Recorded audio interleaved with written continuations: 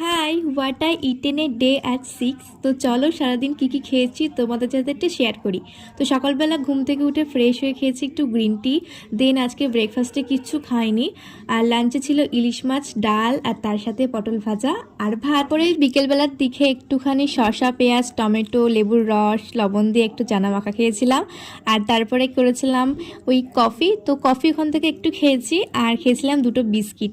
তারপরে আগের দিন গ্রসারি শপিংয়ে গেছিলাম আমি আর আমার মা। পাভুজির এই সোনপাপড়ির প্যাকেটটা নিয়েছি আর কন্টেনারের কালারটা নিউ করেছে। কন্টেনারের কালারটা যেহেতু ল্যাভেন্ডার, তো সব থেকে পছন্দ হয়েছে আমার এই কন্টেনারটা। দেন আজকে একটুখানি স্পেশাল রুটি বানাবো, রুটি বলতে বাটার নান তৈরি করব।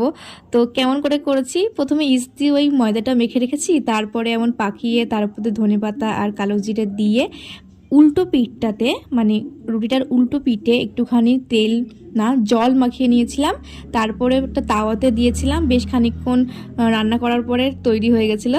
আর আজকে বাড়িতে রান্না হয়েছিল পনির ভুজি। এই রেসিপিটা আমার ইউটিউব চ্যানেলে পোস্ট করব, তো তোমরা একটু দেখে নিও। দেন ডিনার করেছিলাম বাটার নান দিয়ে, তার সাথে ছিল চিলি চিকেন আর পনির ভর্তা।